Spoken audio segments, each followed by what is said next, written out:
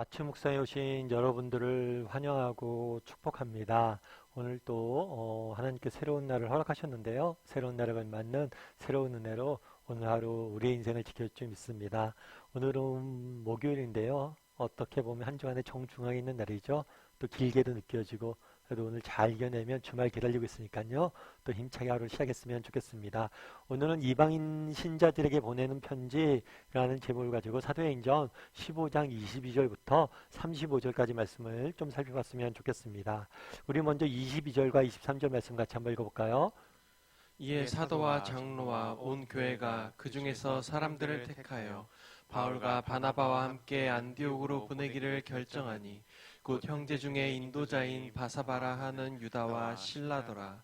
그 편에 편지를 붙여 이르되 사도와 장로된 형제들은 안디옥과 수리아와 길리기아에 있는 이방인 형제들에게 문안하노라. 예, 어저께까지 우리가 무엇을 살펴봤냐면 예루살렘 회의에 대해서 살펴봤어요. 예루살렘 교회에서 회의가 일어났죠. 어떤 문제 때문에 회의가 일어났죠? 할례의 문제 때문에. 이방인들에게 예수님을 믿기 시작한 이방인들에게 할례를 행해야 되냐 말아야 되느냐 이 문제를 가지고 회의를 했습니다. 근데 할례를 행할 필요가 없다라고 결론을 내요. 이 결론을 낸 내용을 뭘 하기로 했냐면 편지로 써서 안디옥과 그 다음에 수리아와 길리가에 있는 여러 교회들에게 편지하기로 결정을 합니다. 그래서 이 편지를 누구 손에 붙여서 보내냐면 바울과 바나바 손에 붙여서 보내요. 그런데 이때 누가 동행했다고 그러냐면 유다와 실라가 동행했다고 그래요. 그러니까 바울과 바나바만 가서 이야기를 하면 안디옥에 있는 처음에 문제 제기를 했던 사람들이 너희 거짓말하는 거 아니야? 이렇게 이야기할 수 있으니까 이 편지가 정말 예루살렘 교회에서 보낸 편지임을 증언할 증인 2명을 보내게 되는 거죠. 이 증인, 구약시대 보면 증인은 최소 2명을 요구합니다. 그래서 이 2명의 증인을 보내게 돼요. 특별히 유다와 실라라고만 성경에 표현되어 있는데 이 유다는 어떤 사람이냐면 유대인이에요. 유대인 출신이에요. 그리고 실라는 이방인 출신이에요. 그래서 그 당시 교회에는 유대인들과 이방인들이 함께 있었잖아요. 그래서 두 그룹을 대표하는 한 사람씩을 붙여서 보낸 거죠. 오해가 없도록. 그래서 모든 사람들이 정말 이방인이나 유대인이나 그 당시 기독교에 있었던 모든 사람들이 용납하고 받아들일 수 있도록 이 메시지를 전하려고 이 사람들 같이 보내는 모습을 보게 됩니다. 여기서 그럼 우리가 알 수 있는 건 뭘까요? 여기서 참 알 수 있는 건 뭐냐면 제 생각에는 그런 걸 많이 느껴지더라고요. 뭘 느껴지냐면 배려. 정말 이 편지를 받는 사람들에게 어떠한 오해도 생기지 않을 수 있도록 배려하는 것. 참 이러한 배려의 마음들이 많이 느껴지더라고요. 이 배려는 어디서부터 시작된 거예요? 그 사람의 입장을 살펴보는 거죠. 정말 어쩌면 그 당시 예루살렘 교회는 교회의 모체였어요. 가장 높은 권위를 가진 기관이었어요. 그래서 강압적으로 우린 이거 결정했으니까 니가 따라라 이렇게 이야기하는 게 아니에요. 그들이 이해할 수 있도록 편지를 써서 붙이고 뿐만 아니라 그들이 참 받아 이해할 수 있도록 증인도 배려하고 증인도 한 사람, 유대인 한 사람, 헬라인 한 사람 한 명씩 이렇게 배려하는 모습들을 보게 되는 거예요. 그래서 그들의 입장에 서서 충분히 이해할 수 있도록 배려하는 모습들을 보게 되더라고요. 참 우리에게도 이런 것들이 있는지 한번 돌아봐야겠죠. 예전에 어떤 책에서 읽었는데요. 그 책에서 그런 얘기를 하더라고요. 어떤 사람이 지하철 탔어요. 지하철 탔는데 아빠가 아이 2명과 함께 갔는데 아이 2명이 너무 지저분한 거예요.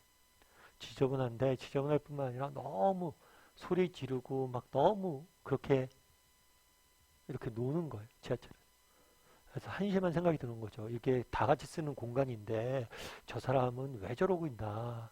그래서 그 남자에게 그런 얘기를 했대요.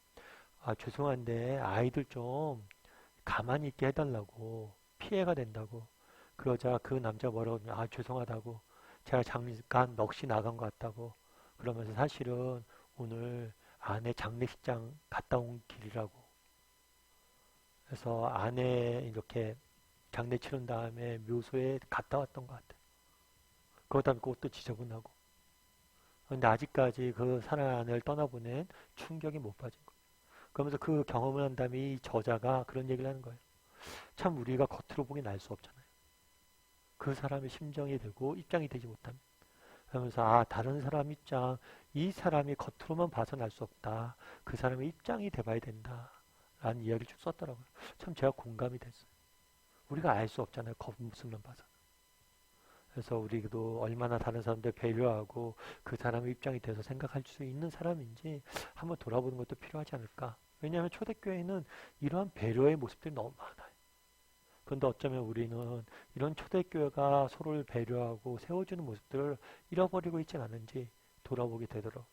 그럼 편지 내용이 어떤 내용이 있었을까요? 28절과 29절 말씀 같이 한번 읽어볼까요? 성령과 우리는 이 요긴한 것들 외에는 아무 짐도 너희에게 지우지 아니하는 것이 옳은 줄 알았노니 우상의 제물과 피와 목매어 죽인 것과 음행을 멀리할지니라. 이에 스스로 삼가면 잘되리라. 평안함을 원하노라 하였더라. 뭐라고 얘기했냐면 성령과 우리는 이 요긴한 것 외에는 아무 짐도 너희에게 지우지 않길 원한다. 아무 짐도 지우지 않는 것이 옳은 줄 아노라. 우리는 그런 게 있어요. 뭐가 있냐면 기독교의 가장 중요한 특징은 자유예요. 자유. 정말 우리가 믿는 믿음의 내용이 있어요. 진리가 있어요. 이건 변함이 없어요. 하지만 믿음의 방식은 방법은 어떤 걸 믿든지 자유로운 거예요. 자유로운 거. 그래서 서양 사람들은 뭐 앉아서 기도도 합니다.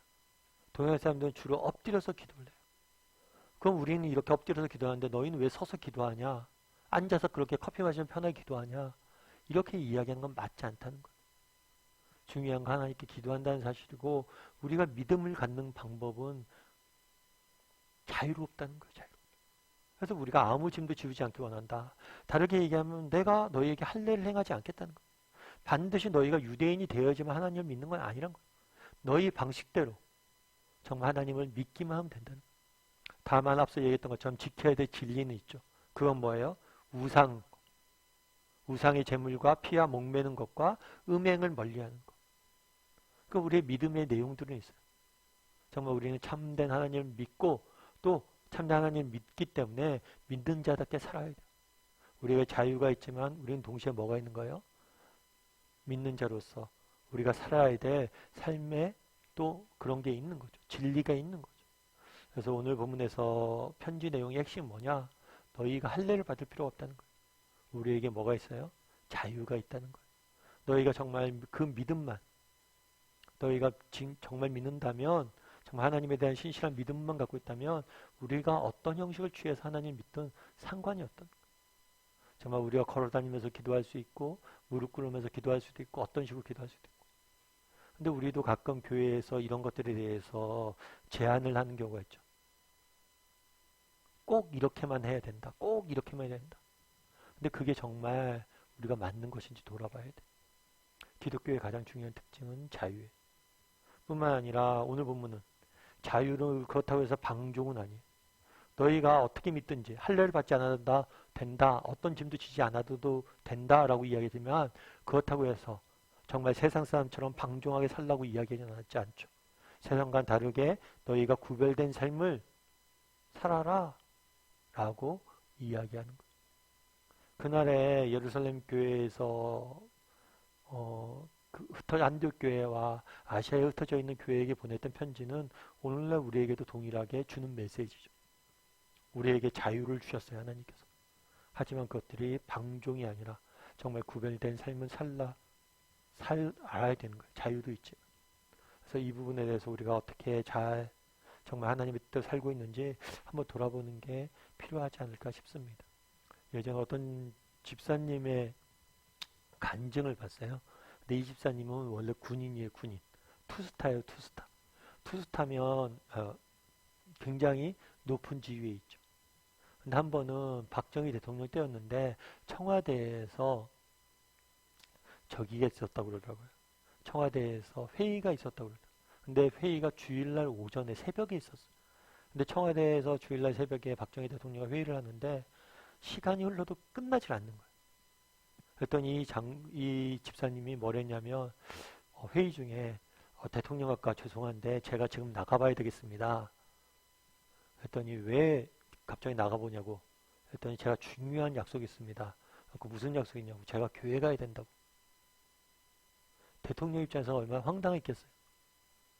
아니, 나와 만나고 있는데 교회를 간다고? 되게 황당한 거죠.